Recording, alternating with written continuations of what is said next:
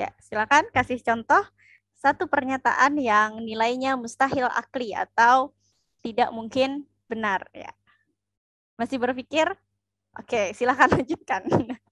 Oke, misalnya kalau kakak mau ngasih satu contoh gitu ya, misalnya aku adalah anak dari anakku. Mungkin nggak?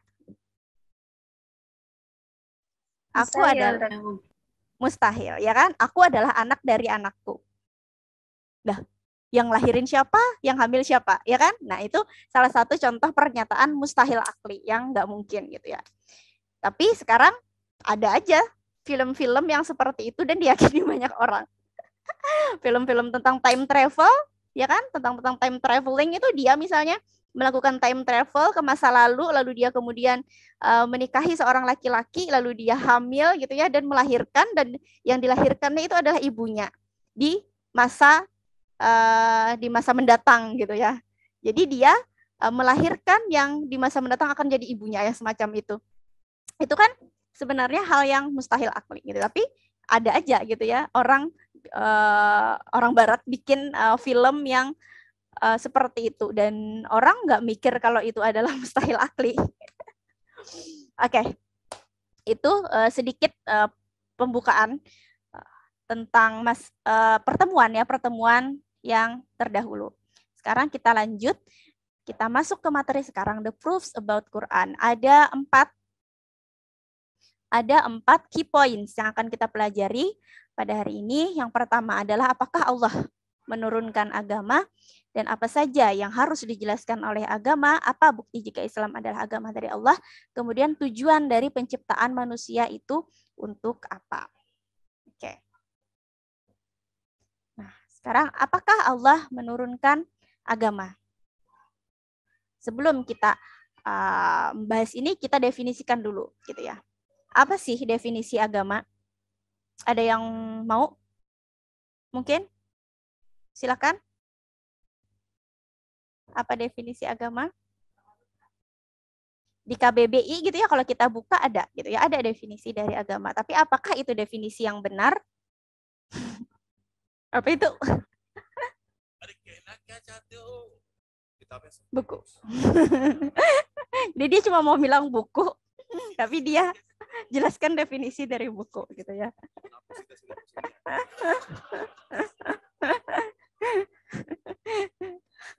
Ada kan ya berani sama dosen kayak gini.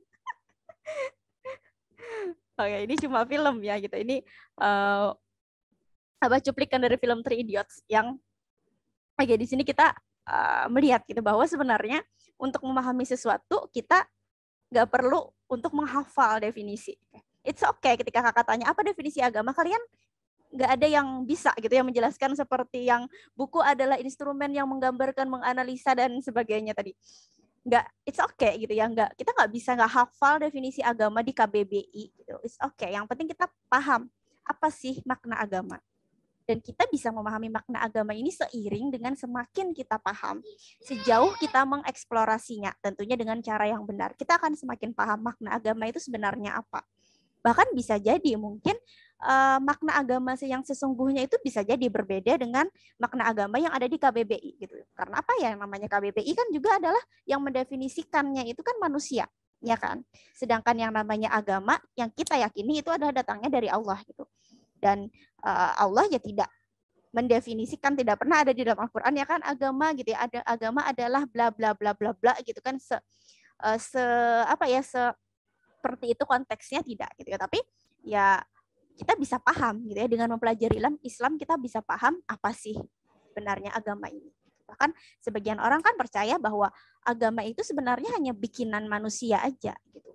Ada istilah agnostik ya. Agnostik itu dia orang-orang yang percaya akan adanya Allah, tapi dia nggak percaya akan adanya agama gitu. Jadi dia yes gitu ya, aku diciptakan oleh Tuhan gitu kan, tapi dia aku tidak mau terikat pada suatu agama manapun karena agama itu ya hanya bikinan manusia gitu. Islam bikinan Muhammad, Kristen bikinan Isa, apalagi Buddha bikinan siapa? Siddhartha Gautama ya?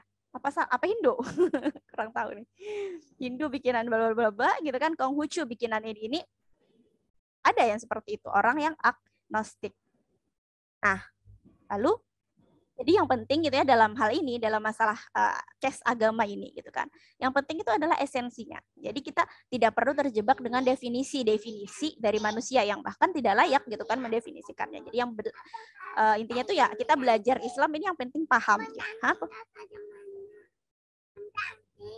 Oh ini sih.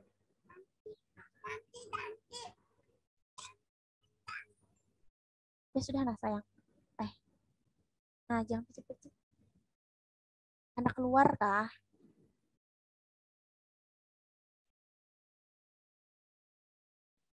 Besar sih. Gitu. Jadi yang penting kita paham. Gitu. Walaupun pada beberapa case gitu ya yang namanya definisi itu penting gitu. Seperti misalnya terutama contohnya gitu ya kalau dalam masalah fikih-fikih muamalah gitu ya. Kita memang untuk bisa paham terkadang harus tahu definisinya gitu ya. Kayak definisi jual beli itu apa? Definisi syirkah itu apa? Definisi apa ganti kemana? Sudah lah. Bentar ya. Oke. Nah, lalu gimana kalau Allah tidak menurunkan agama? Mungkin nggak Allah tidak menurunkan agama? Maka apa konsekuensinya? Kalau Allah nggak menurunkan agama, ya semuanya ini nggak ada, ya kan? Surga, neraka, dosa, pahala, ibadah, gitu ya. Itu semuanya buat apa? Dan mungkin nggak Allah membiarkan manusia berseliweran di muka bumi ini itu tanpa ada aturan. Sekolah aja tanpa aturan itu akan berantakan, ya kan? Kalian jadi seorang mahasiswa FK pasti ada peraturan-peraturan yang mesti dipatuhi ya. Kayak misalnya aturan rok harus di bawah ini, harus di bawah lutut misalnya ya kan. Terus apalagi harus nggak boleh pakai jeans, apa segala macam gitu kan. Itu adalah peraturan-peraturan yang dibikin manusia gitu ya untuk supaya apa tertib. Nah begitu juga gitu ya, pasti nggak mungkin gitu kan, nggak mungkin Allah nggak bikin peraturan. Karena apa ya, kalau nggak dikasih peraturan, dunia ini akan hancur gitu ya. Kalau manusia sesuka-sukanya.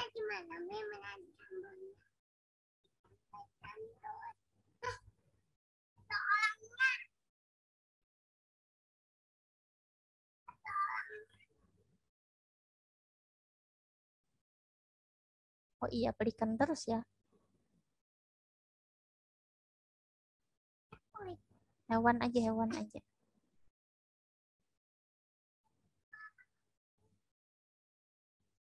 Dan bagi mereka gitu kan, bagi mereka yang yakin kalau Allah itu tidak turunkan agama seperti halnya orang agnostik tadi, ya bagi mereka YOLO. Tahu nggak kepanjangannya YOLO apa? Sering dengar kan? You only live once ya, you only live once. Kamu cuma hidup sekali gitu. Jadi nikmatin hidupmu gitu ya. Karena mereka yakin gitu Allah tuh nggak ngurusin gitu kan, nggak ngurusin kita hidup seperti apa gitu kan. Itu bagi mereka gitu. Tapi dalam Quran surah Ali Imran 190 sampai 191 ini, sesungguhnya dalam penciptaan langit dan bumi dan pergantian malam dan siang itu terdapat tanda-tanda kebesaran Allah bagi orang yang berakal. Dan pasti Allah tidak akan gitu ya menciptakan semua ini sia-sia. Maha suci Engkau, lindungilah kami dari azab neraka. Artinya yang nggak mungkin gitu. Sudah lanjut ya. Jadi tidak mungkin gitu kan, tidak mungkin Allah tidak menciptakan sebuah aturan untuk kita hidup di bumi ini. Dan bagi kita yang yakin bahwa Allah turunkan agama, yodo gitu, bukan yolo lagi, you only die once. Kita tahu bahwa kita mati itu cuma sekali gitu. Maka ketika kita hidup di dunia ini itu kita gunakan untuk apa? Yaitu untuk mengumpulkan bekal gitu kan, mengumpulkan bekal sebanyak-banyaknya untuk kita bawa nanti di kehidupan yang Tidak ada kematian lagi setelah itu. Dodo, you only die once. Nah, lalu selanjutnya, apa saja yang harus dijelaskan oleh agama? Apa? Kemarin membahas tentang Uqdatul Kubra, masih ingat sama Kak Emma? Apa itu Uqdatul Kubra? Yang pekan kemarin ketiga-tiganya hadir ya kayaknya ya. Ada Sukma, ada Hadijah, ada Yulia. Apa? Ya, ya. Nah, apa itu Uqdatul Kubra? Yang pertanyaan itu Kak Dok, dari mana kita Apa? berasal? Karena kedengaran yuk, anu Sukma.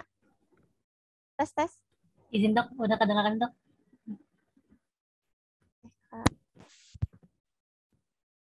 Kalau kayak gini suara kakak terdengar aja nggak? Tinggi, kedengaran Dok. Tes. Terdengar ya? Tinggi. Ya. Suara Sukma nggak kedengaran soalnya. Tinggi Dok, ini udah kedengaran Kak Dok. Jadi ya Uqdatul Kubra ini adalah kemarin itu tentang apa 3 pertanyaan mendasar ya, 3 pertanyaan mendasar yang kita pertanyakan gitu kan dalam kehidupan ini, yang kalau ketiga pertanyaan itu kita tidak berhasil memecahkannya maka kita akan terbelenggu gitu. Makanya sebutannya Uqdatul Kubra, belenggu besar. Belenggu besar. Jadi ketiga pertanyaan itu kayak membelenggu kita. Kita nggak bisa kemana-mana, nggak bisa bergerak, kita nggak bisa nggak tahu harus apa yang dilakukan gitu kan. Nah, kadang kita kalau ngerasain apa ya, kalau kita nih dalam kehidupan kita gitu ya, akan ada gitu, suatu momen ketika kita misalnya dapat suatu ujian yang cukup berat, baru nih kepikiran ketiga pertanyaan ini. Kalau hidupnya sok-sok aja, kadang nggak kepikiran ketiga pertanyaan ini. Apa ketiga pertanyaan atau Uqdatul Kubra ini? Apa? Masih ingat 3 pertanyaan minggu lalu? Ya, apa Sukma? Yang izin Dok, udah kedengaran Dok. Oh, masih nggak kedengaran nih Sukma anunya, suaranya. Tinggi Dok, apakah sudah lebih? Mungkin yang lain mau bantu, Hadijah sama Yulia. Tinggi tes dokter. 3 pertanyaan mendasar atau Uqdatul Kubra. Silakan Hadijah. Permisi, apakah terdengar? Tes. Kok nggak kedengaran juga ya? Apa audio kakak ya yang bermasalah ya? Bentar ya.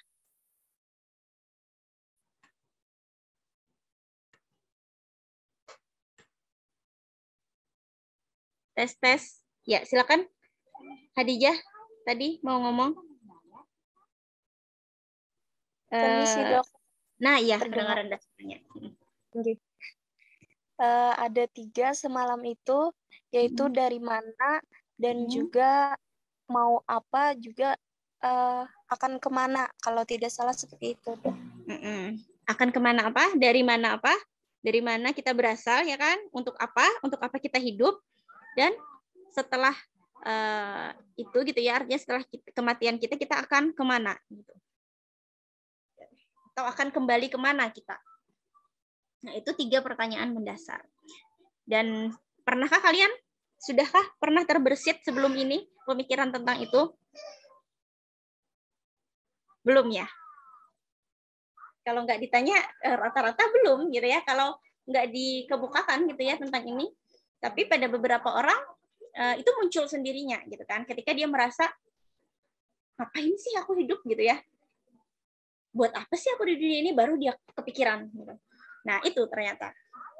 Dan ternyata sebagian besar manusia gitu menjalani kehidupan mereka itu ya hanya sekedar untuk apa? Untuk memenuhi hasratnya aja gitu kan, untuk sekedar bisa bertahan hidup aja gitu tanpa memikirkan ketiga pertanyaan tadi. Nah, lalu apakah yang harus dijelaskan oleh agama itu hanya 3 pertanyaan mendasar itu?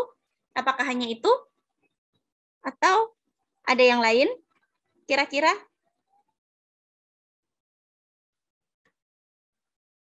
Tidak, ya, tentu tidak.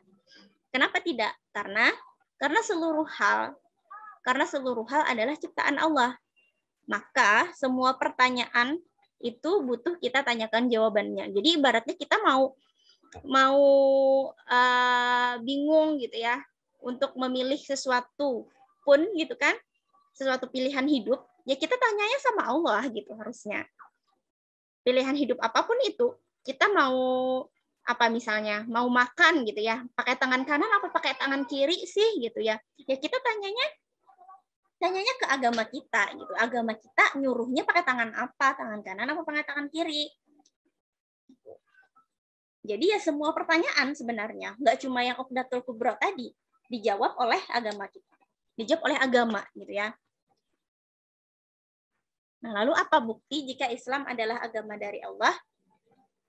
Nah, sudahkah kalian menemukan bukti? Belum ya, belum kita bahas. Dan apa konsekuensinya nih? Konsekuensinya apa sih kalau Islam itu betul-betul agama dari Allah? Konsekuensinya apa kira-kira?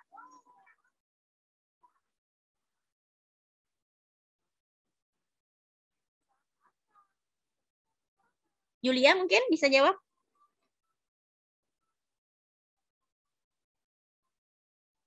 Konsekuensinya adalah An-Nisa ayat 82. Maka tidak akan ada pertentangan yang banyak di dalamnya. Artinya tidak ada satupun pertentangan gitu ya. Tidak akan ada pertentangan di dalamnya. Jadi kalau kiranya Al-Qur'an itu bukan dari sisi Allah, pasti akan ada pertentangan yang banyak di dalamnya. Tapi nyatanya karena tidak ada satupun pertentangan dalam setiap ayat di dalam Al-Qur'an, maka pasti ini adalah suatu yang berasal dari Allah. Gitu. Karena yang paling tahu gitu kan sedetail-detailnya itu ya Allah gitu. Kalau misalnya nih sekarang kita cari gitu ya buku manapun bahkan yang diklaim sebagai kitab dari suatu agama lain gitu ya pasti ada pertentangan di dalamnya gitu ya. Kita mau bicara misalnya apa Injil misalnya yang kalau kita tahu ya sebenarnya Injil itu ya direvisi gitu kan. Kalau Injil yang aslinya ya memang benar-benar dari Allah, kita meyakini itu gitu ya. Injil yang diturunkan kepada Nabi Isa yaitu memang dari Allah dan tidak ada pertentangan juga di dalamnya. Tapi kalau yang sekarang kita baca nih hari ini itu banyak pertentangan di dalamnya. Ya kenapa? Ya karena sudah tidak murni lagi. Karena tapi kalau Al-Qur'an mulai dari diturunkan zaman Nabi Muhammad, diturunkan kepada Nabi Muhammad sampai sekarang itu tidak ada berubah satu huruf, satu kata ataupun apalagi satu surah itu tidak berubah sama sekali sehingga tidak ada pertentangan di dalamnya. Kalau kita kira itu adalah pertentangan padahal sebenarnya kita aja mungkin yang salah menafsirkan gitu. Karena kita kadang orang yang nggak paham ilmu tafsir, nggak paham bahasa Arab tapi sok-sokan menafsirkan sering gitu ya banyak orang yang menafsirkan ayat Al-Qur'an gitu kan sembarangan yang sebenarnya itu tidak bertentangan sebenarnya tapi dianggapnya itu adalah bertentangan. Gitu banyak sekarang ada di YouTube ya kadang tuh orang-orang tuh so tahu gitu ya karena kan sekarang marak untuk membuat umat Islam itu murtad gitu. Marak sekarang itu. Jadi di proses pemurtatan itu sudah lumrah sekarang. Dan salah satu caranya yaitu mereka dengan cara ingin menjatuhkan kredibilitas Al-Qur'an. Nah, lalu sekarang kita buka di awal Al-Qur'an, ayat awal bahkan baru kita pertama membuka halaman pertamanya di Quran surah Al-Baqarah. Itu adalah surah yang kedua dalam susunan Al-Qur'an. Maka kita temukan di ayat keduanya. Dzalikal kitabul la raiba fihi hudal lil muttaqin. Apa artinya? Apa? Itulah kitab gitu ya, yang tidak ada la raiba fihi, yang tidak ada keraguan di dalamnya.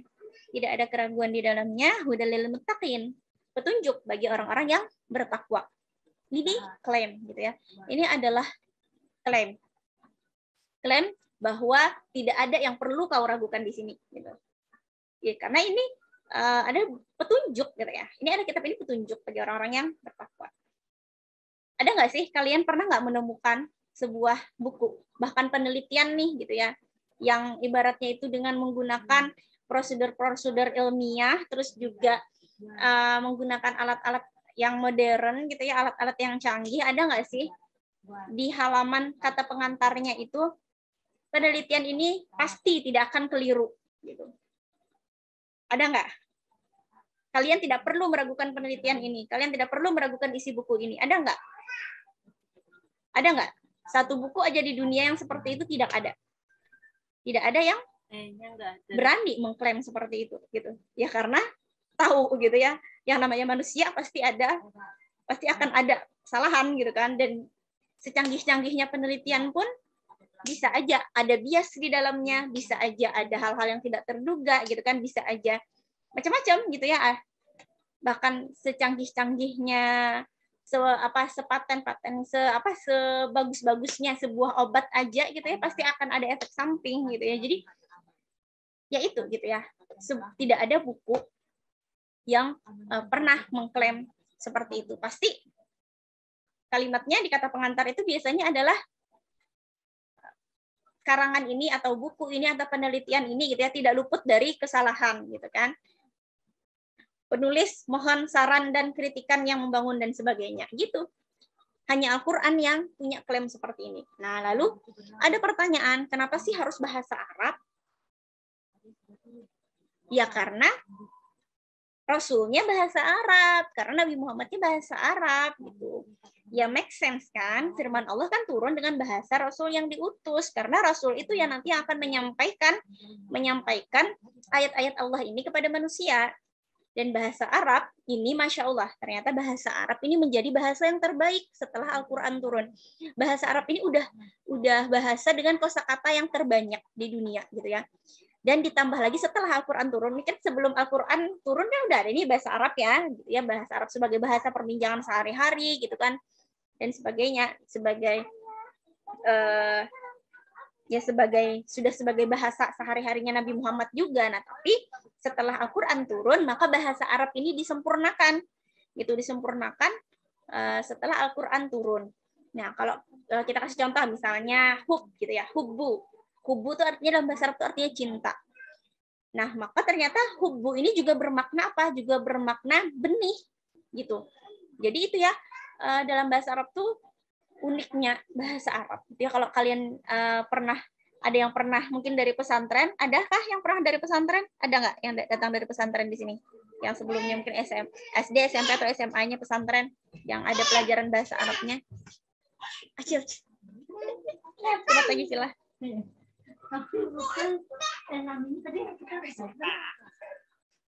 Nggak ada ya, semuanya ini ya, umum ya. Nah, oke.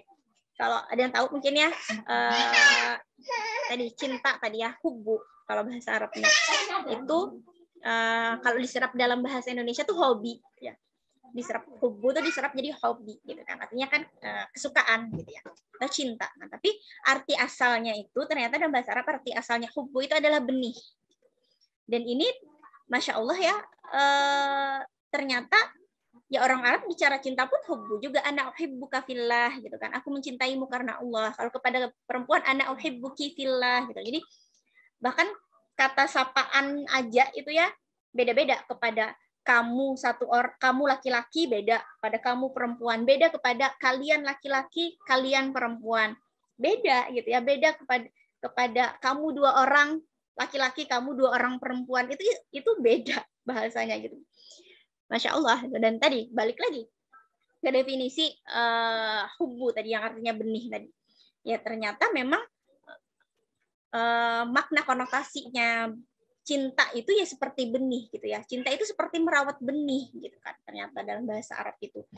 Jadi ya maknanya menjadikan orang yang dicintai itu bertumbuh gitu ya, bertumbuh menjadi bermanfaat lebih luas gitu kan setelah kita rawat, kita lindungi. Ketika kita menanam sebuah benih gitu ya, kita kasih pupuk, kita kasih air, dirawat dengan penuh cinta gitu ya. Kemudian setelah itu dia tumbuh besar gitu kan.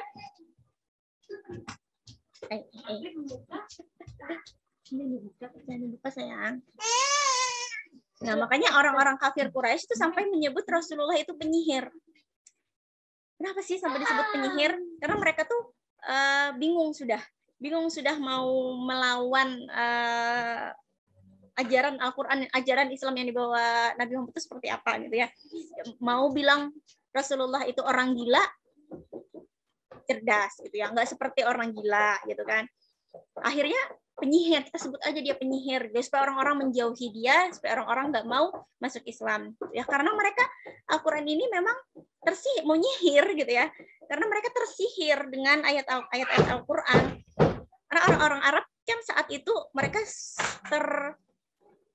saat itu syair itu sedang booming gitu. Jadi syair itu istilahnya ya kayak kalau kita Indonesia kayak puisi lah gitu ya, bahasa-bahasa yang puitis gitu. Jadi itu lagi trending di sana. Jadi ketika mereka mendengar Al-Quran itu sangat puitis sekali bagi mereka, bagi orang-orang Arab. Jadi banyak mereka yang memang tersihir gitu ya, kayak tersihir gitu dengan ayat-ayat Al-Quran, sampai ketika mendengar Rasulullah membacakannya itu kayak ada yang langsung menangis, langsung masuk Islam. Bahkan pernah dengar ceritanya Umar bin Khattab saat masuk Islam. Nah, ketika mendengarkan saudarinya sendiri gitu ya, ketika mendengar saudarinya membaca ayat Al-Quran, padahal ketika pergi ke rumah saudarinya itu niatnya itu adalah marah-marah gitu kan, membawa senjata gitu ya, mau menyakiti lah istilahnya, mau marah-marah ke saudarinya itu gitu ya, ketahuan masuk Islam. Tapi ketika mendengar bacaannya dia langsung bertukuk lutut gitu, langsung temukan aku kepada Rasulullah, mau berislam beliau itu. Nah, lalu bukti kebenaran lain dari Al-Quran melalui kandungan-kandungannya. Apa aja sih gitu ya kandungan di dalam Al-Quran? Ada aturan hidup, sejarah, masa depan, sains, dan lain-lain. Dan itu it must zero contradiction gitu ya. Pasti tidak ada kontradiksi di dalamnya. Nah, kita ke aturan hidup. Nah, kita ke aturan hidup yang pertama. Nah, ada nggak sih agama gitu ya, agama lain selain Islam yang pernah menerapkan aturan hidup manusia dan dengan aturannya itu mengantarkan pada kejayaan? Pernah nggak suatu agama? Kalau yang kita lihat gitu ya, agama yang mengatur sebuah negara atau negeri itu misalnya kayak apa? Vatikan misalnya. Tapi toh Vatikan tidak seluruh peraturannya kan dari agama mereka. Ya karena memang agama mereka nggak mengatur tentang ekonomi gitu ya, nggak ada satu agama pun yang secara lengkap gitu ya mengatur sebuah pemerintahan gitu. Paling urusan masalah makan minum misalnya paling banter ya kan, masalah pakaian, ibadah kepada Tuhan mereka nggak pernah ada tuh gitu ya. Agama yang misalnya tadi kayak Islam yang melarang riba gitu ya, yang melarang apalagi misalnya transaksi multi akad dan sebagainya gitu kan, nggak ada. Dan nggak ada juga mereka yang sampai mengantarkan pada kejayaan. Cuma Islam gitu ya, cuma Islam yang mengandung aturan hidup, ajarannya mengandung aturan hidup seluruh aspek gitu ya, seluruh aspek kehidupan, mulai dari gimana cara kita beribadah kepada Allah, gimana cara kita dengan diri kita sendiri gitu kan, cara kita berpakaian, kita makan seperti apa, terus lalu bagaimana cara kita berinteraksi dengan manusia, sesama manusia itu diatur. Cara kita misalnya tadi mengutangi dan memberi utang itu seperti apa, berutang dan memberi utang itu seperti apa, jual beli itu seperti apa, bahkan sampai pendidikan seperti apa, kesehatan, sosial gitu ya, cara kita dalam kehidupan sosial seperti apa, harus menutup aurat misalnya, atau harus juga tidak boleh berdua-duaan dengan laki-laki, tidak boleh campur dengan lawan jenis dengan tidak ada uzur di dalamnya gitu kan, tidak ada kepentingan di dalamnya ya. Terus juga tidak boleh apalagi, tidak boleh kumpul kebo apalagi. Dan sekarang kayak kumpul kebo itu kan dibolehkan ya dengan alasan HAM dan sebagainya. Nah, ini kan aturan hidup, aturan hidup yang mengatur seluruh aspek kehidupan dan tambah lagi mengantarkan pada kejayaan. Jadi aturan hidup ini bukan sekedar sesuatu yang yang tidak bermakna gitu, tapi kenyataannya mengantarkan pada kejayaan. Apa buktinya? Banyak sekali gitu ya buktinya, yang mungkin akan kita bahas pada menu-menu selanjutnya. Insya Allah nanti ada di menu ke-7 kalau nggak salah. Tuh, jadi masih minggu ke minggu ya akan dibahas nanti tentang aturan hidup dan tentang sejarah, sedikit tentang sejarah Islam di masa lalu juga, sejarah kejayaan Islam. Nah, lalu masalah sejarah pun juga tidak ada yang kontradiktif gitu ya, sejarah yang terjadi dengan yang tercantum di dalam Al-Qur'an. Bahkan masa depan ini seakan gitu ya, seakan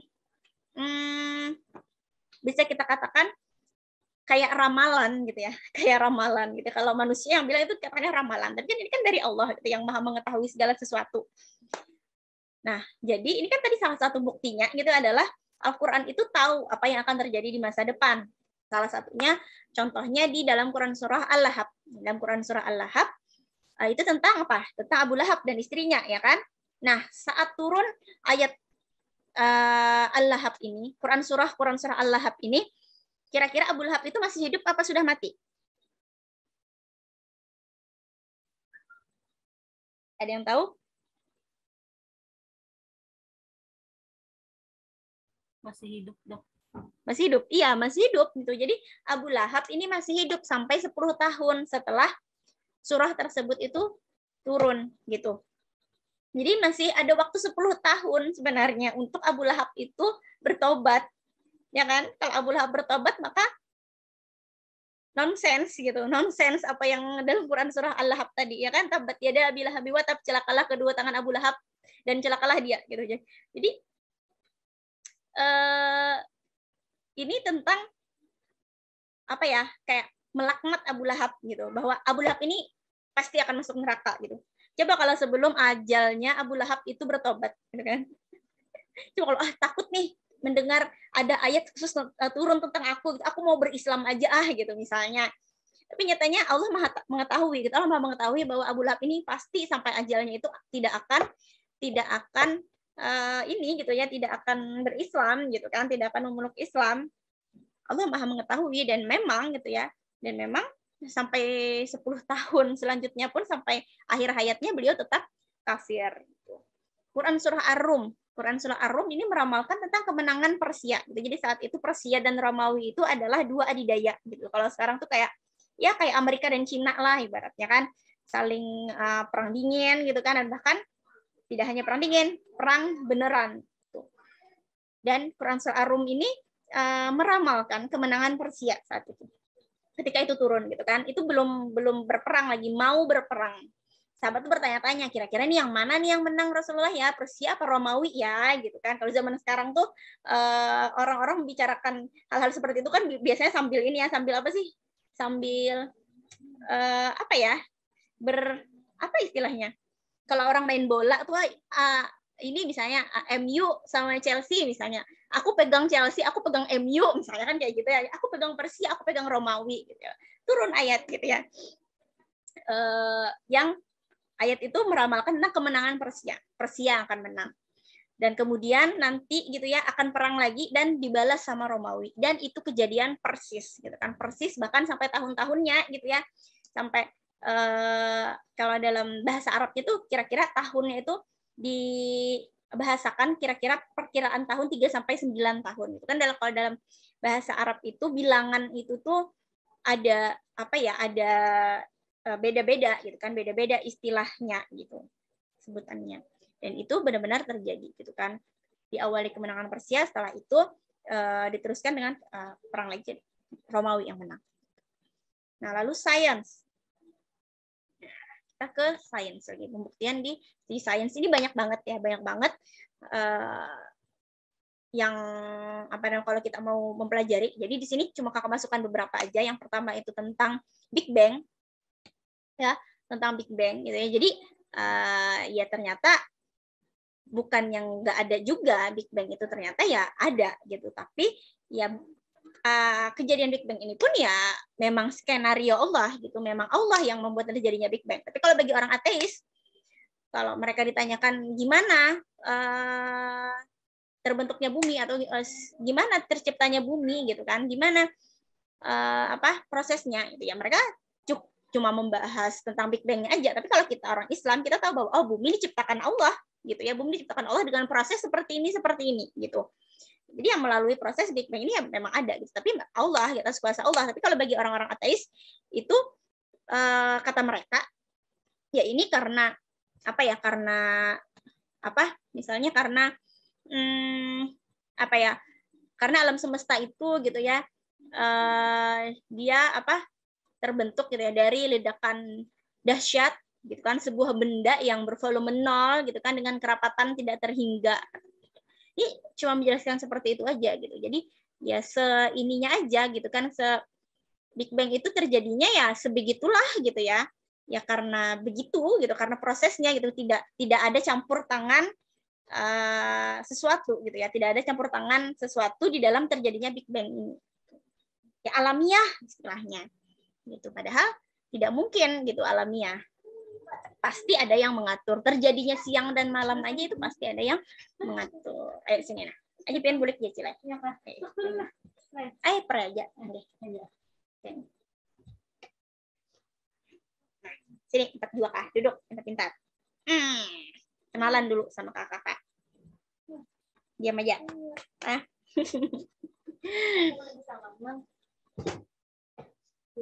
Nah, lalu Al-Anbiya ayat 30 itu menjawab gitu bahwa langit dan bumi itu keduanya dulu adalah suatu yang padu. Gitu. Jadi satu ini gitu kan.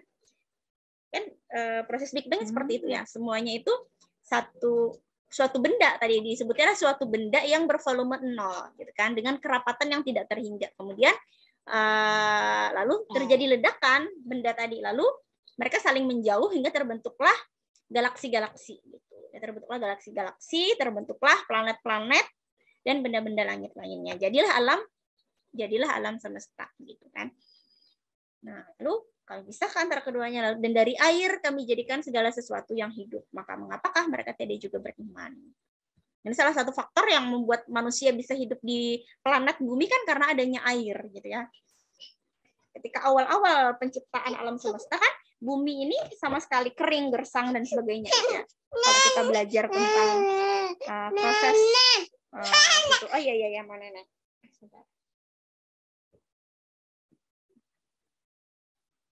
Nah, dipertanyakan Allah itu kenapa gitu ya? Kenapa mereka tidak juga beriman gitu? Ini lebih kepada orang-orang yang ini kan, orang-orang yang berakal, itu orang-orang yang cerdas sebenarnya gitu kan. Tapi mereka tetap kafir gitu ya, orang-orang cerdas yang masih kafir gitu. Kenapa sih gitu ya? Kamu tuh cerdas, udah tahu nih gini-gini itu, harusnya kamu tuh bisa mikir bahwa ini tuh nggak mungkin terjadi begitu aja tanpa adanya yang mengatur gitu ya. Harusnya kamu tuh bisa beriman, tapi kenapa gitu? Jadi pertanyaan. Nah, ini tentang pernah dengar tentang selat Selat Gibraltar ya nih. Nah, jadi di Selat Gibraltar ini ada 2 lautan yang dia ini sebenarnya satu lautan tapi seakan terpisah gitu ya, satunya air tawar, satunya air asin, dan yang seakan di antara keduanya ini itu ada batas gitu, seakan ada batas yang membuat mereka itu nggak bisa bercampur airnya gitu, dan bahkan para ilmuwan pun masih bingung gitu ya dengan fenomena ini. Ada ternyata di Al-A'raf ayat 19-20. Nggak mungkin Rasulullah tahu karena ini jauh sekali dari Mekah. Rasulullah belum pernah ke Selat Gibraltar ini gitu ya, kalau Al-Qur'an itu adalah bikinan manusia. Lalu Al-Baqarah 173 tentang pengharaman babi ya, tentang pengharaman babi. Kalau kakak tanya, kenapa sih babi itu diharamkan? Kalian akan jawab apa? Kenapa babi diharamkan?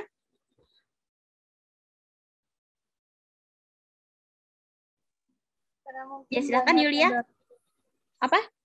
Ya, karena mungkin banyak mudaratnya, juga banyak penyakit yang ada di dalamnya, termasuk seperti kayak cacing pita itu kan Ya. tidak baik. Nyata. Nah, kalau sekarang ada teknologi yang bisa menghilangkan cacing pita dari babi, apakah babi menjadi halal? Kalau katanya kan babi itu salah satu hewan yang terjorok gitu ya. Dan sekarang orang-orang itu yang memanfaatkan babi itu, mereka menernakkan babi ini tuh, beternak babi itu dengan bersih misalnya. Terus juga apalagi pemrosesannya pun juga higienis misalnya. Bahkan kan banyak ya kayak kosmetik yang menggunakan babi gitu ya, obat-obat, juga vaksin-vaksin gitu kan, dengan yang memanfaatkan sumbernya dari babi gitu kan. Itu kan mereka melakukannya itu kan sangat bersih ya, di tempat yang steril gitu. Nah, apakah itu menjadikan babi halal? Banyak sekali manfaatnya babi itu gitu. Kenapa sih jadi babi itu sering itu tadi digunakan dalam kosmetik, obat, vaksin dan sebagainya gitu ya? Ya karena memang babi ini ya bagus gitu. Memang salah satu yang bisa digunakan gitu kan, dan yang bagus kualitasnya gitu. Itu tuh sumbernya dari babi gitu. Jadi kan berarti banyak manfaatnya sebenarnya babi ini kalau dimanfaatkan. Lalu kenapa jadi tetap haram? Kenapa? Ada yang mau jawab? Sukma, Khadijah, atau Yulia lagi mau? Silakan. Izin dok, tetap haram karena memang sudah Allah haramkan untuk kita. Iya, betul banget. Karena Allah haramkan, iya, betul banget. Jadi satu-satunya alasan kalau ditanya, kenapa babi haram? Kenapa kamu nggak makan babi? Ya karena Allah haramkan, gitu ya. Seakan kayak jawaban orang yang nggak mau mikir, ya kan? Seakan kayak jawaban orang yang terbelakang lah, orang yang bodoh. Seakan kayak jawaban orang bodoh, gitu. Padahal enggak. Padahal kalau kita menjawab yang seperti itu karena kita sudah melalui proses berpikir, yaitu apa? Proses berpikir meyakini Al-Quran itu tidak ada keraguan padanya, tadi la raiba fih, karena kita udah yakin segala yang tertulis di dalam Al-Quran, segala yang terdapat di dalam isi Al-Quran itu semuanya adalah kebenaran. Maka ketika Al-Quran bilang haram tadi babi, haram bangkai, haram darah, gitu kan, dan binatang yang disembelih dengan menyebut nama selain Allah, gitu kan, maka itu tetap ya haram gitu ya, sekalipun kita tahu itu ada manfaatnya, sekalipun kita tahu bangkai misalnya ada manfaatnya gitu ya, sekalipun kita tahu itu gitu ya. Ya walaupun nih kita jangan sampai sini aja gitu, tapi ada kelanjutannya juga, tapi dalam keadaan terpaksa. Nah, terpaksa di sini maksudnya adalah sampai yang mengancam nyawa gitu ya, sampai mengancam nyawa, maka yang haram itu ternyata bisa menjadi halal gitu. Jadi Allah itu sangat meringankan gitu ya. Allah itu meringankan kita gitu kan. Dan ketika Allah mencegah sesuatu gitu ya, melarang sesuatu, mengharamkan sesuatu, maka itu pasti buruk bagi kita. Kita lihat sekarang ini kita berada di zaman pandemi kan, yang nggak tahu kita kapan berakhirnya. Dan ya berdasarkan penelitian terhadap virus COVID-19 ini, diketahui kan asalnya kan dari Wuhan gitu ya, diketahui juga ini kemungkinan gitu kan diperkirakan berasal dari karena manusia di sana banyak yang memakan binatang-binatang yang tidak wajar gitu. Yang itulah asalnya virus itu gitu. Sehingga mereka bermutasi tadi gitu ya, bermutasi dan menciptakan virus baru kepada manusia.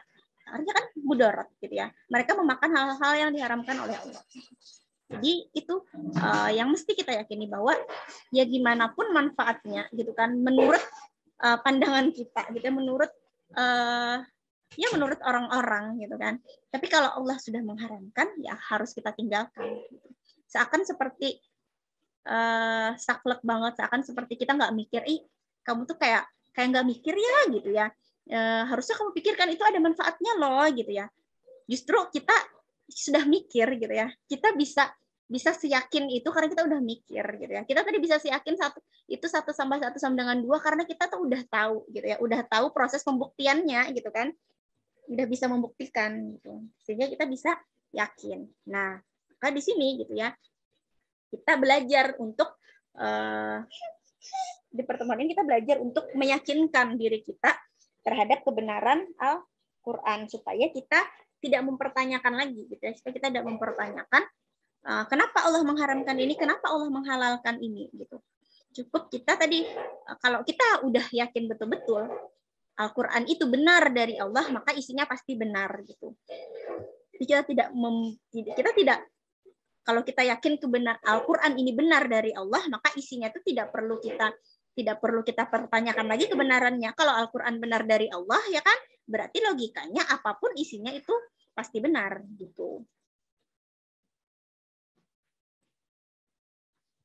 Oke, nah lanjut.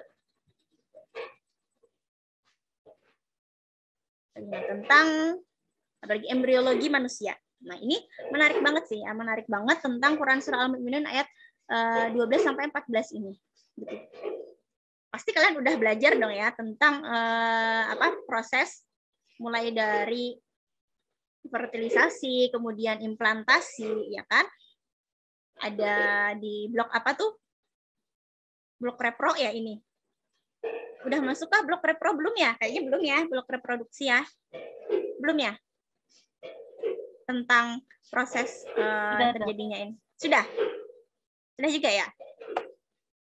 Kakak udah lupa tuh urutan blok-blok. Urutan blok-blok di semester mana aja. Nah, jadi Masya Allah nih kita lihat ya. Walaqad khalaqnal insana min sulalatin min tin. Jadi pertama-tama sesungguhnya Allah menciptakan manusia dari suatu saripati yang berasal dari tanah. Saripati sulalah, ya. Sulalah ini adalah apa tadi? Saripati. Gitu. Saripati ini ya maksudnya adalah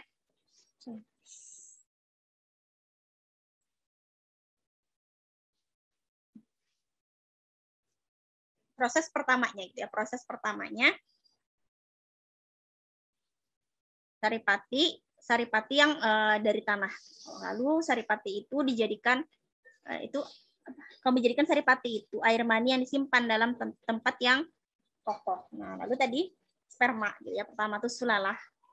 Lalu jadi nutfah, gitu ya. Nutfah ini tuh sudah terjadinya proses fertilisasi, gitu ya. Sudah terjadi proses fertilisasi, artinya ketemu. Sulalah itu masih sendirian tadi air mandinya masuk ke saluran reproduksi wanita, lalu bertemu dengan ovum, gitu ya. Bertemu dengan ovum jadi nutfah. Jadi nutfah disimpan gitu kan di dalam tempat yang kokoh, rahim. Kororim makin, gitu ya, rahim. Data juga kenapa sih juga nanti ada lagi gitu ya. Kenapa sih disebutnya kororim makin, gitu ya, tempat yang kokoh? Ternyata memang sekokoh itu, rahim itu sekokoh itu, gitu ya. Sampai kalau kita baca di berita-berita tuh ada yang hamil kembar 5, kembar 6, gitu ya, bisa, ya kan? Nggak pernah kebayang kita, gitu ya, ada suatu tempat yang bisa, yang dulunya itu kecil itu, kemudian bisa menampung bayi manusia sebanyak itu. Nah, lalu tadi jadi segumpal darah. Mana? Nutfah, setelah nutfah jadi alaqah. Alaqah ini adalah segumpal darah. Nah, di sini ada istilah summa dan ada istilah fa, ya. Nah, kalau dalam bahasa Arab itu summa itu sesuatu proses, gitu ya, yang terjadinya itu lebih lambat, gitu. Artinya kemudiannya itu maksudnya cukup lama, gitu kan, cukup prosesnya lebih lama gitu dibandingkan dengan fa. Fa itu artinya tuh maka atau kemudian juga, gitu ya.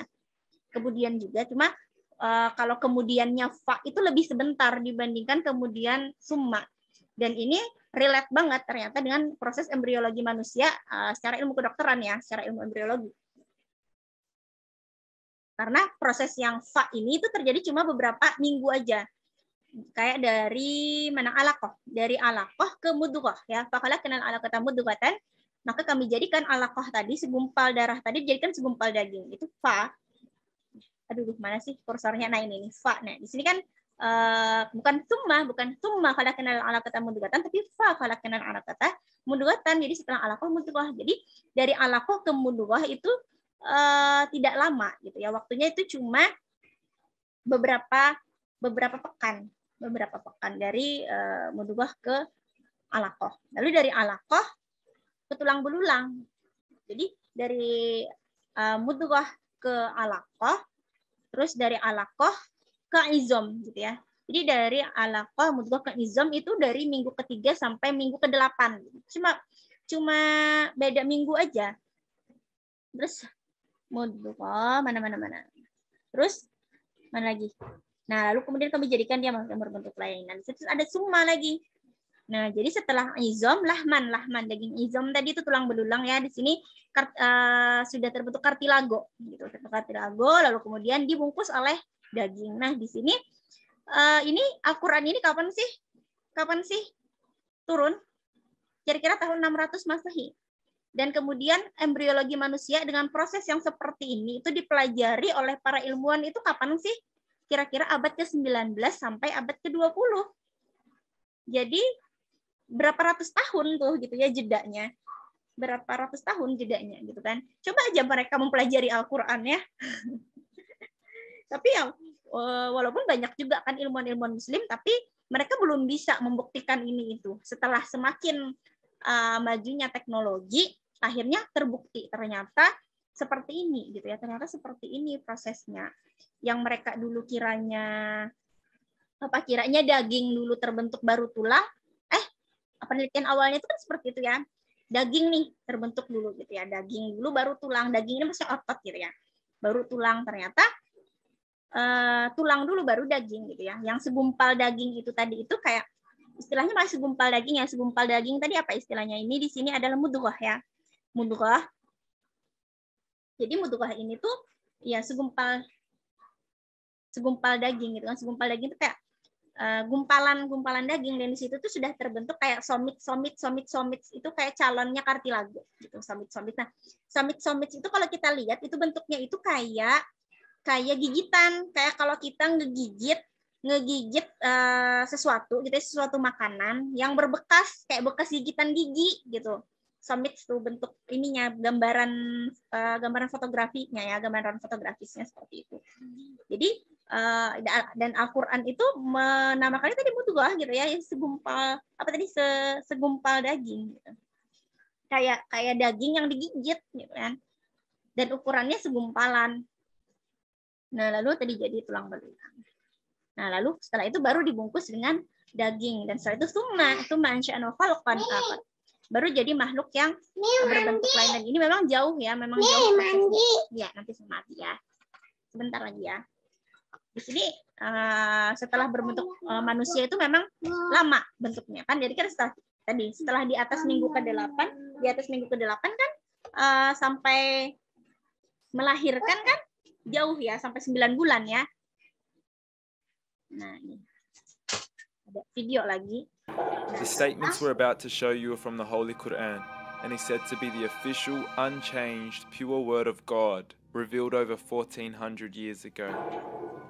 Claiming to be the word of God, and without within the book, the apparent word in the 23rd chapter, titled The Believers, from the 12th to the 14th verses, God is said to give a detailed description of how the human being is formed.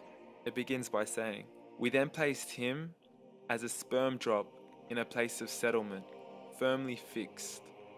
Then we made the drop into a alaqa." We will translate this word very soon. And then we changed the alaqa into a lump. Then we made out of that lump into bones. And then we clothed the bones with flesh. Then we caused him to grow and come into being and attain the definitive human form. In the 21st century, we can now safely say that this verse is clearly describing the process of human development in correct chronological order. However, what we should be paying attention to in particular is the second stage, referring to the development of the embryo. The specific word used to describe the embryo in this verse is the word alaqa. The word alaqa, when translated into English, can mean three separate things. Alaqah ini tuh dimaknai 3 gitu ya. Alaqah itu sesuatu yang tergantung, gumpalan darah gitu kan, dan lintah gitu. Itu maknanya alaqah. Ya, tadi ya bahasa Arab itu kan macam-macam ya, bisa macam-macam maknanya, dan ternyata alaqah ini ada 3 maknanya itu sama. Dan ketiga-tiganya itu relate dengan embrio manusia.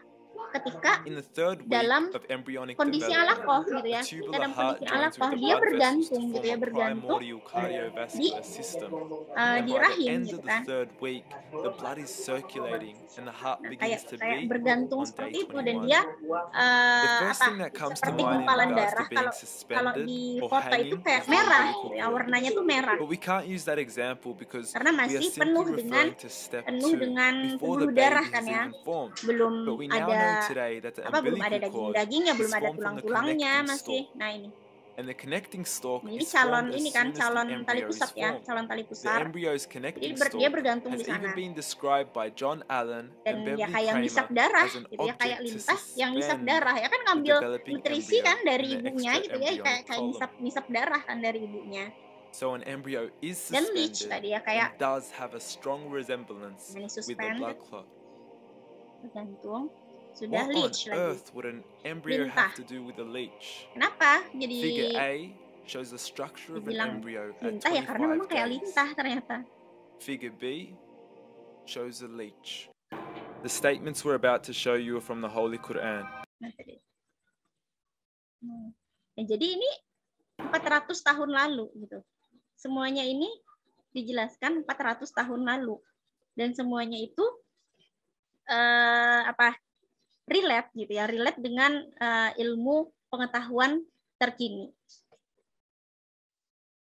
Nah, lalu masihkah ragu gitu ya? Masihkah kita ragu dengan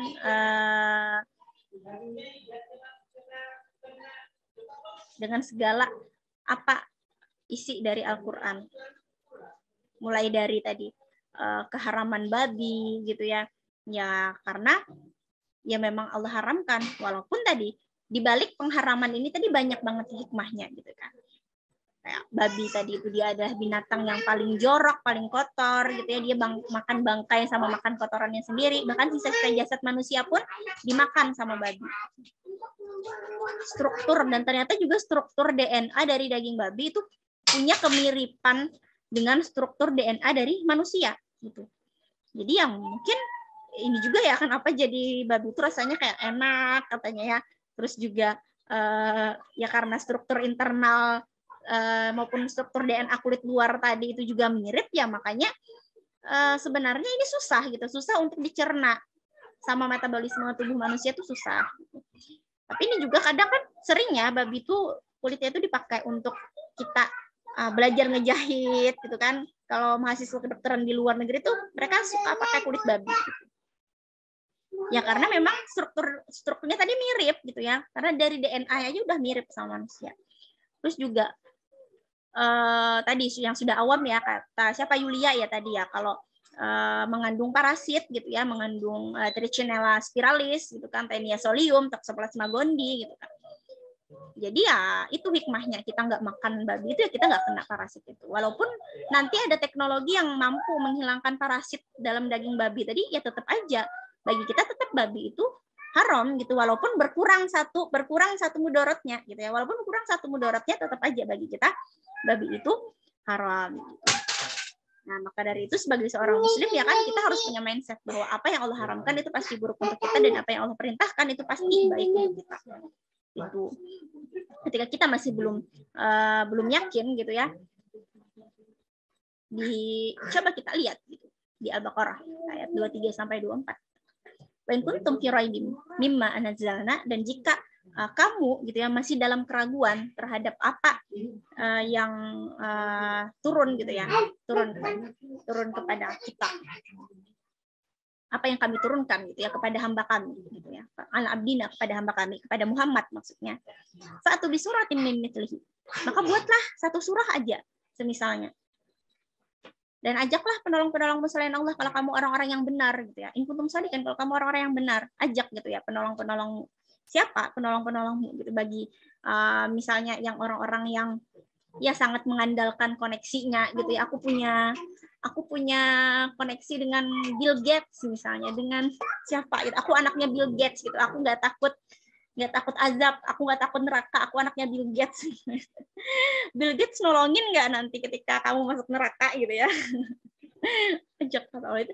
Ini bagi orang yang udah masih aja gitu kan meragukan Al-Quran.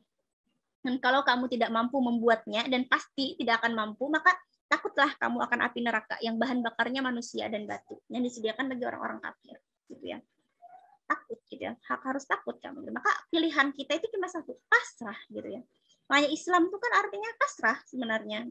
Ini apa? Berpasrah diri. Kita berpasrah diri terhadap apa-apa yang udah Allah tetapkan. Berpasrah diri, oh ini Allah haramkan, Allah ini Allah halalkan bagi kita. Ini Allah larang, ini berarti buruk bagi kita.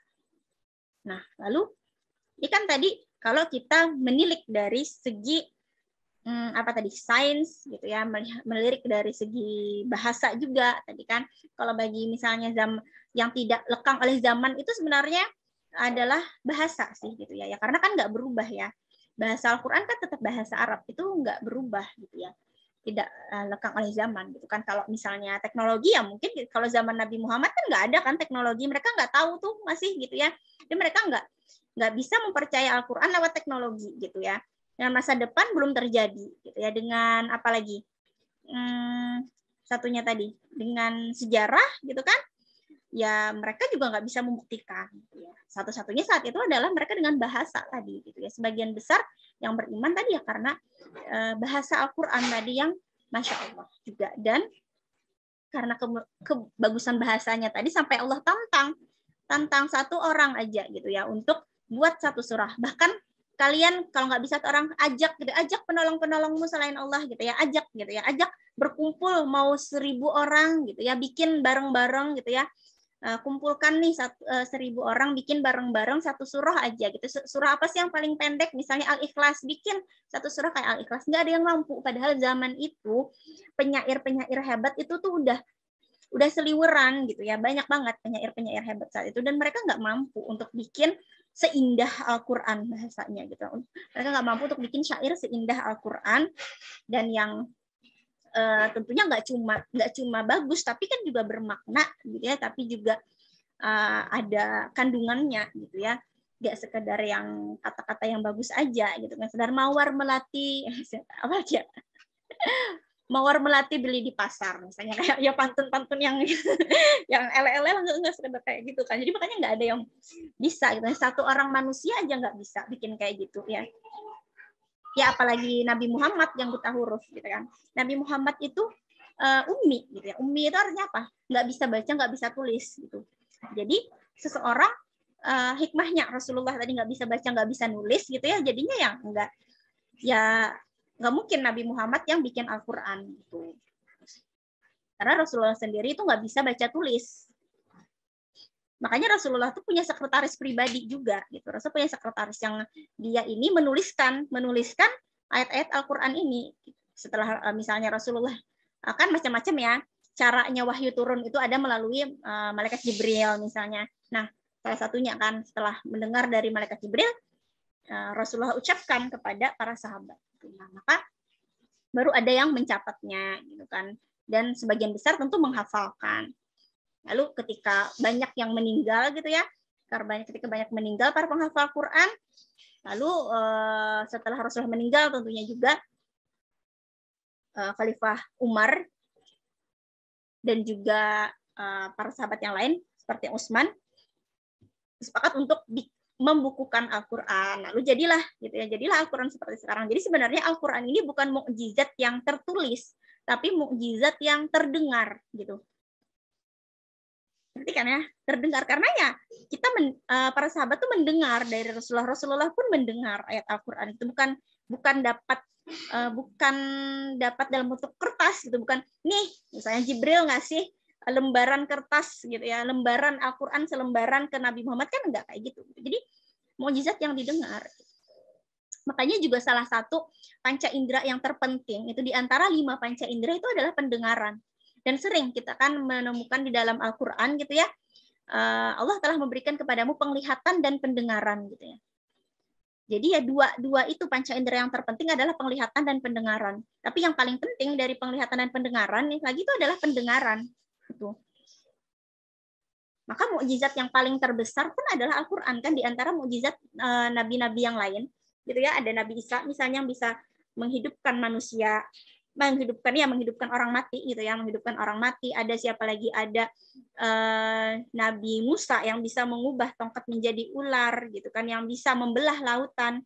Tapi semua itu adalah mukjizat yang apa? Terlihatkah? Terdengarkah? Apalagi terabakkah? Mukjizat yang terlihat, ya kan? Yang hanya bisa melihat mukjizat itu adalah umat di sana aja, umat yang hidup pada saat itu. Umat Nabi Musa yang hidup pada saat itu aja yang bisa melihat terbelahnya lautan itu kan.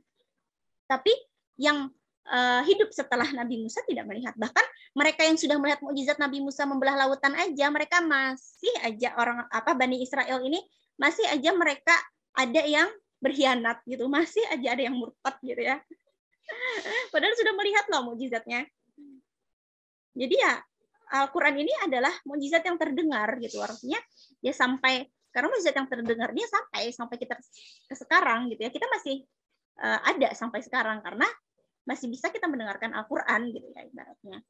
Bukan mukjizat yang terlihat gitu. Kalau terlihat ya hanya bisa dilihat pada zaman itu saja gitu. Mukjizat adalah makanya mukjizat Al-Quran adalah mukjizat yang terbesar juga, itu salah satunya. Dan itu tadi kenapa gitu ya, Al-Quran ini pasti dari Allah.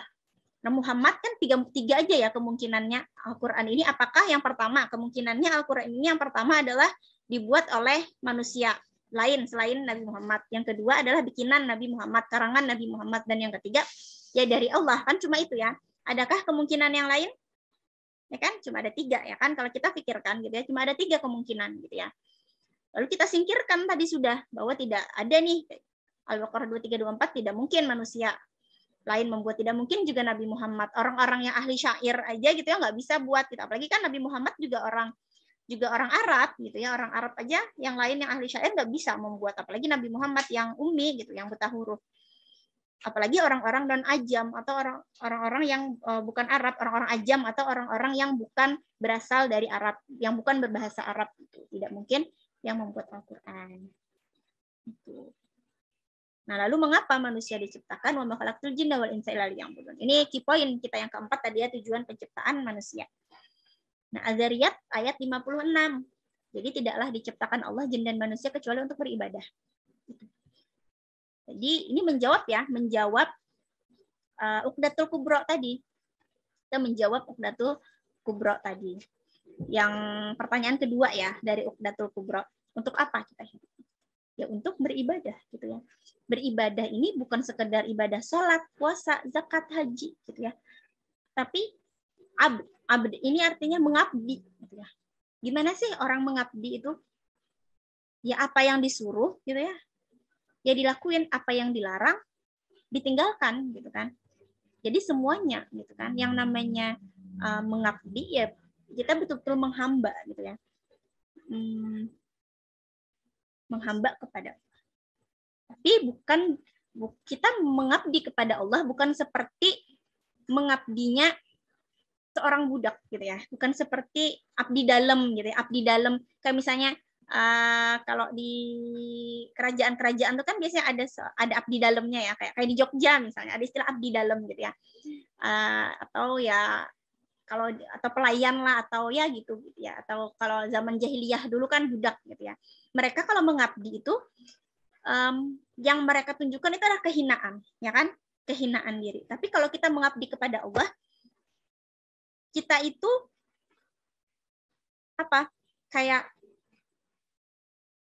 bangga kita diciptakan sebagai manusia gitu ya. Artinya kita bangga sebagai abdi Allah gitu loh.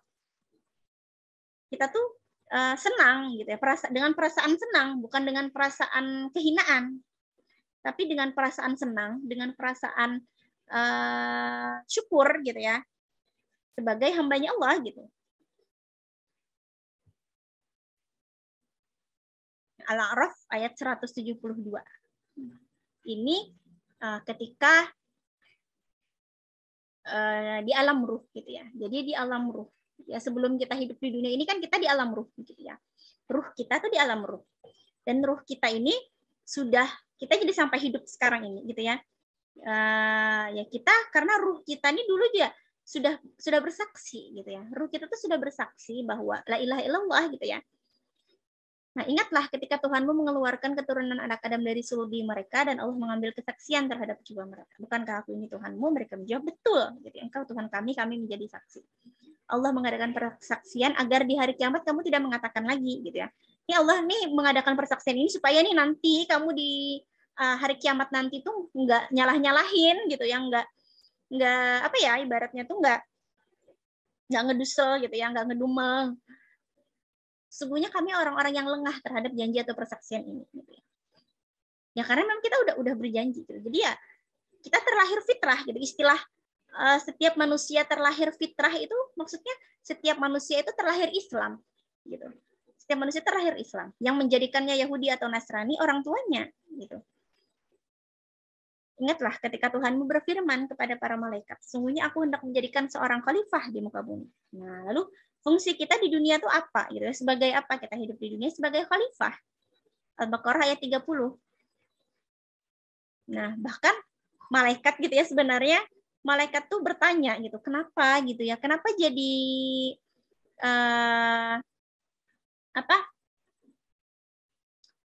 diciptakan manusia sih gitu ya? Bukankah nanti mereka akan membuat kerusakan gitu kan dan menumpahkan darah gitu kan, yang memang terbukti ya. Kita sekarang tuh bikin kerusakan luar biasa ya. Masya Allah sekarang ini coba kita lihat bumi tuh udah mau hancur banget gitu ya, udah bahkan konon orang-orang kaya dan dengan para ilmuwan mereka gitu kan mau menemukan planet, mencari gitu ya, mau mencari planet lain sebagai alternatif bumi. Karena mereka tahu gitu ya, bumi ini udah akan nggak layak tinggal lagi. Ya karena manusianya juga yang membuat kerusakan dan menumpahkan darah. Malaikat, padahal kami selalu bertasbih dan memuji dan mensucikan engkau. Nah, kata Allah, sesungguhnya aku mengetahui apa yang tidak kamu ketahui. Malaikat ini bukannya membantah gitu ya, cuma bertanya gitu ya. Kenapa ya gitu ya, ibaratnya itu bukan untuk membantah gitu kan, kenapa sih jadi Allah menciptakan manusia.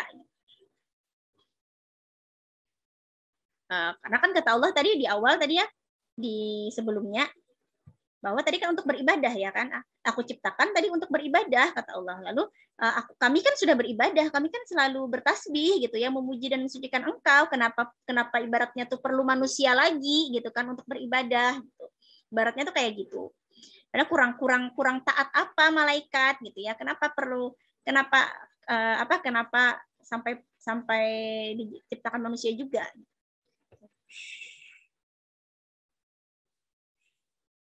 Jadi malaikat ini bertanya karena ya berdasarkan kalau menurut para ulama gitu ya, bertanya ini karena berdasarkan hikmah gitu kan, hikmah yang dihasilkan dari pengamatan dan pengetahuan mereka gitu. Jadi bukan karena penolakan itu kan, bukan karena kedengkian terhadap Adam ya, bukan karena itu, bukan karena iri sama Nabi Adam tuh bukan gitu kan, Nabi Adam dan keturunannya ya. Ya karena bertanya karena sebelumnya mereka juga telah mengetahui gitu kan kehidupan jin yang sebelum kita. Jadi sebelum kita itu ada jin di bumi ini, gitu kan, kehidupan jin yang tidak jauh berbeda dengan kita sekarang. Mereka bikin kerusakan sampai diutus Allah pasukan malaikat untuk mengusir jin-jin itu, gitu ya. Ada yang bilang ke wilayah pesisir, ada yang bilang ke hadisnya, ada yang bilang ke suatu pulau, gitu di tengah lautan. Nah, kalau pernah nonton gitu ya film-film barat tuh ternyata ada juga yang kayak gitu. Apakah mungkin ya barangkali walau alam apakah di dalam Alkitab kayak Injil itu juga ada ya menceritakan tentang hal itu gitu ya, tentang jin-jin yang diisolasi gitu ya, diusir dari bumi dan diisolasi di suatu pulau di tengah lautan, kayak filmnya Pirates of Caribbean gitu, kayak film apa lagi ya? Kalau nggak salah sih ya, kakak lupa juga, udah lama. Pokoknya ada sih film-film kayak gitu ya tentang jin yang terkuat gitu ya, yang bersembunyi di sebuah pulau. Nah, jadi dulu seperti itu, makanya mati aja jin dah. Makanya kan kita disebutnya khalifah. Khalifah itu kan artinya pengganti. Kayak Khalifatur Rasul gitu ya, pengganti Rasul gitu kan. Abu Bakar disebutnya Khalifatur Rasul, pengganti Rasul gitu. Lalu ketika Umar bin Khattab kan pengganti Abu Bakar disebutnya Khalifatul Rasul juga, tapi kan nggak cocok ya, akhirnya disebut Amirul Mukminin gitu ya. Maka pertama kali mendapat gelar Amirul Mukminin tuh Umar bin Khattab. Tapi tetap juga mendapat gelar khalifah karena pengganti gitu ya. Pengganti. Nah, jadi berarti kan kalau pengganti ada yang digantikan. Siapa yang digantikan? Ya jin tadi sebelumnya. Jadi tadi malaikat udah tahu gitu ya kelakuannya jin kayak gimana ngurus bumi gitu. Pasti sama nih gitu ya kalaunya manusia gitu kan kayak gitu.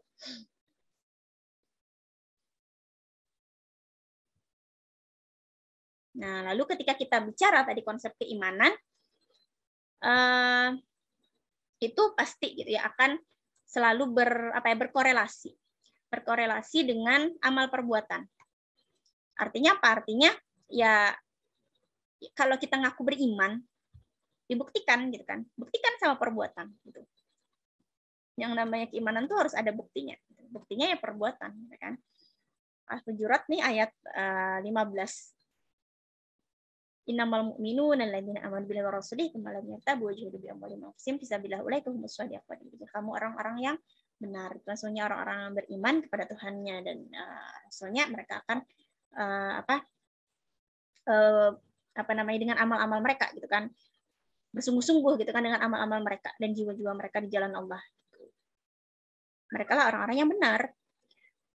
Sama An-Nisa ayat 65 gitu. Nah, di sini yaitu tadi menghubungkan antara keimanan gitu ya dengan perbuatan gitu. Jadi selalu berhubungan karena konsekuensi dari keimanan itu adalah sekaligus pembuktian dari keimanan itu adalah dengan perbuatan ya kan. Nah, bahkan ada hadis riwayat Muslim juga, barang siapa di antara kamu melihat kemungkaran, kalau kita lihat kemungkaran maka kita harus mengubahnya dengan tangan kita. Kalau nggak sanggup ya dengan lisan. Kalau nggak sanggup juga dengan hatinya. Ya, ini selemah-lemahnya iman. Nah, kayak iman tadi harus dibuktikan gitu kan. Yang paling tinggi kalau melihat kemungkaran kita ubah dengan tangan kita. Ubah kemungkaran itu. Kalau nggak sanggup, kita nggak berdaya, ya pakai lisan. Kalau nggak sanggup juga dengan hati. Nah, tapi kalau sekarang kita melihat informasi-informasi yang di sekitar kita yang banyak masuk dari YouTube, TikTok, Instagram, itu banyak yang memperlihatkan kemaksiatan-kemaksiatan dan mereka bangga akan kemaksiatan itu. Ada yang dengan bangganya mengaku hamil sebelum nikah, ada yang berbangga diri dia LGBT, ada yang berbangga diri mereka berpacaran gitu kan dengan berpacaran kemudian mengumbar kemesraannya ke hadapan publik gitu ya. Itu kan kemaksiatan-kemaksiatan yang tidak diingkari gitu ya kan oleh sebagian netizen gitu ya. Yang bahkan sekali gitu ya, gitu kan dan sebagainya. Hebat kali dia mau bertanggung jawab setelah menghamili gitu kan. Tidak munafik dan sebagainya gitu ya. Dipuji gitu. Orang-orang yang melakukan kemaksiatan itu dipuji. Artinya apa? Kalau menolak dengan hati aja itu tidak sanggup, yang selemah-lemahnya iman aja tadi menolak dengan hati tadi itu tidak bisa gitu ya. Di mana iman? Di mana iman kita? Ya kan? Nah, itulah bahayanya masuknya informasi-informasi yang tidak sesuai dengan Islam tadi gitu kan. Kalau kita keseringan lihat itu ya itu akan mempengaruhi cara berpikir kita dan itu nantinya akan mempengaruhi kepribadian kita. Itu dibahas ya semalam ya. Dibahas di materi 1 ya, yang informasi itu mempengaruhi kepribadian. Maka dari itu gimana sih caranya gitu ya kita menghentikan informasi-informasi itu?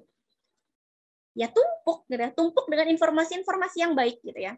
Rutin kajian gitu kan. Ya walaupun nggak bisa, misalnya kita cuma seminggu sekali, sisanya selama 1 minggu 6 hari yang lainnya ya ada di YouTube banyak gitu ya kajian-kajian para asatis gitu ya.